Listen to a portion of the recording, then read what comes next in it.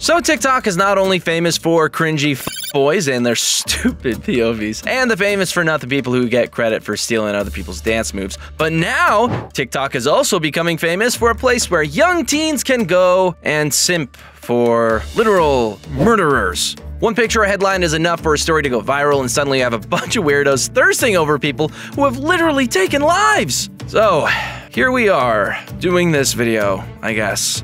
6 crazy murders that TikTok wants free.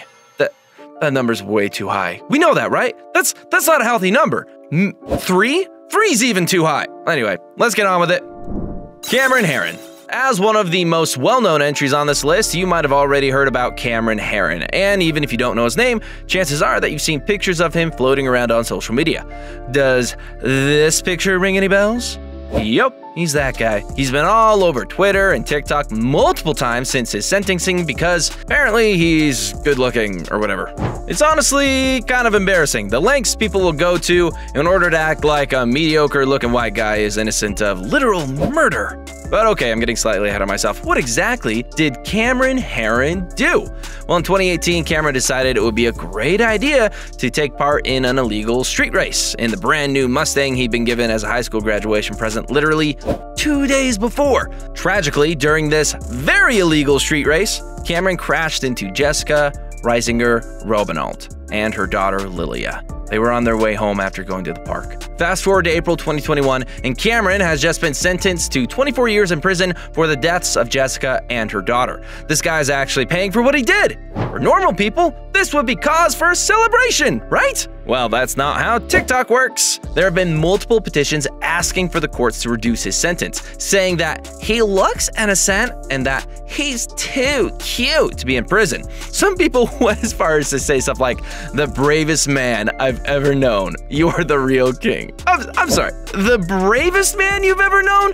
His stupidity caused the deaths of 2 people. And if that wasn't bad enough, it gets even worse. People are so obsessed with this guy that they've made literal fan cams of him. And to make this whole mess even worse, the online demands for him being given a lighter sentence have got so bad that even his own mom is creeped out by it. She told the Tampa Bay Times that it was, quote, almost like an obsession, an unhealthy obsession. You know it's bad when even his own mom tells you that you're going too far. Aiden Fuchi.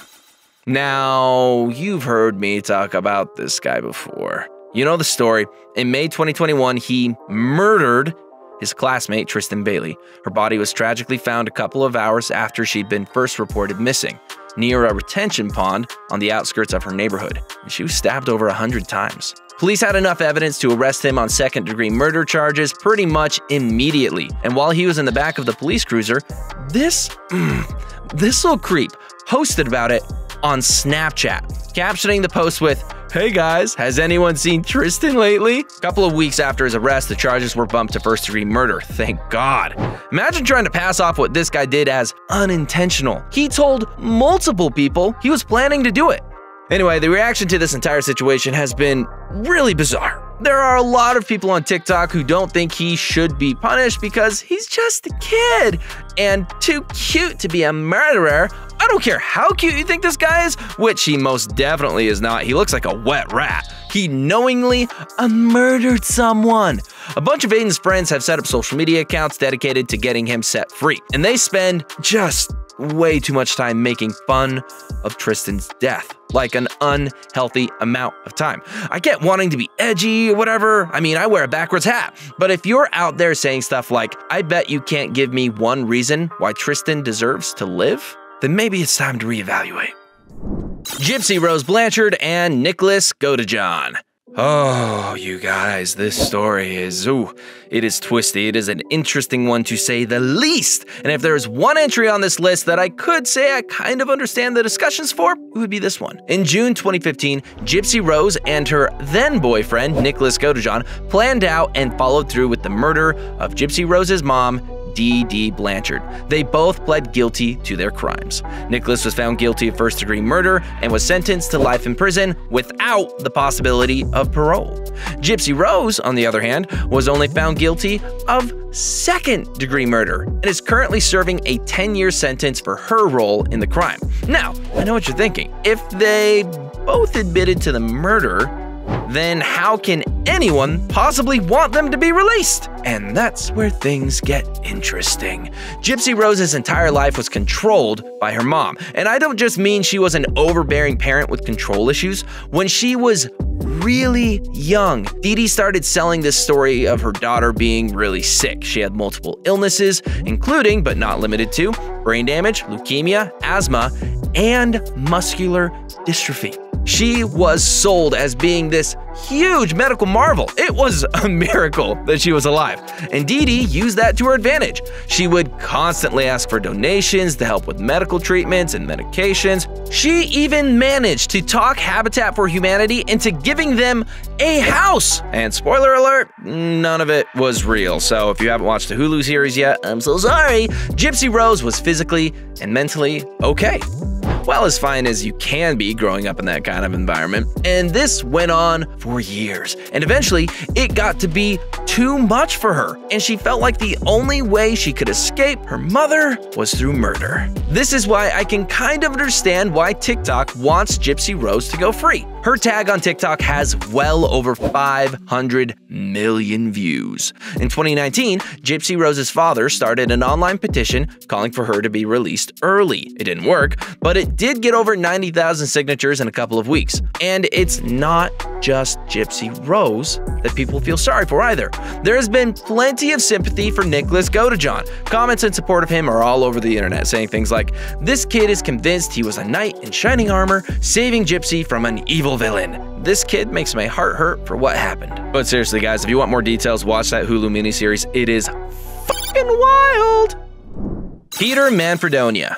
Okay, so I might be cheating with this one just a little bit because most of the simps on TikTok seem to be doing it as a joke. But this is my list and you can't stop me. Anyway, in May 2020, Peter went on the run from the FBI after he was accused of killing 2 men, injuring a third, and kidnapping the girlfriend of his first victim. Thankfully, the girlfriend was later found safe and sound. But boy, that's quite a collection of crimes right there. After 6 days on the run, he was finally caught and arrested for the murders of Ted Demers and Nicholas Elise. While he was on the run, his parents issued a public appeal asking for him to turn himself in. This led to him going viral. A whole ton of Nicki Minaj and Lovely Peaches fans flocked to his Instagram account, where they started leaving some pretty interesting comments, saying things like, "Destroy me in bed," and "When's the next tour?" See what I mean about it all seeming like one big prank? At least I hope that's all a big joke, because please tell me it is. Please? Please? Ted Bundy. He might have died in 1989, but that's not going to stop TikTok or Twitter from simping over him. If he was still alive today, I know that there would be online petitions for his release without a shadow of a doubt. And I know that might sound pretty stupid, but I really don't think it's that much of a stretch. He literally had groupies when he was alive. They might not have had social media, but they acted exactly the same way as they do now. Apparently, we've just always been obsessed with him. This man is one of America's most notorious serial killers, with a confirmed victim count of 20 women. And that's just the number they could directly confirm were his victims. He confessed to at least 30 murders in total. And Hollywood just cannot seem to leave him or his crimes alone. It feels like we get a new TV series or movie about him every couple of years. It all started with Zac Efron starring in Extremely Wicked, Shockingly Evil, and Vile. Really, guys? You cast one of the hottest men in Hollywood as a real-life serial killer and don't expect this exact result? Not to mention the success of Netflix documentary, The Ted Bundy Tapes, adding to the buzz around him. And now, we've got Chad Michael Murray starring in yet another biopic about him. Good golly gosh, people really are obsessed with him. Just to put this into context for you, the Ted Bundy tag on TikTok has over 500 million views. The thirst thing got so bad that Netflix had to release a statement about it. They tweeted saying, "Would gently like to remind everyone that there are literally thousands of hot men on the service, almost all of whom are not convicted serial killers." Imagine thirsting over a convicted serial killer, so much that the company responsible for putting his name back on the map has to tell you to stop it. If that was me, I think I'd just stop existing out of pure embarrassment. Actually, I think I'd die of embarrassment if I was simping over any of these guys. But that's our list of 6 crazy murderers that TikTok wants free. Do any of these killers deserve the sympathy they're getting? Can you think of any others we missed off this list? Let us know in the comments below.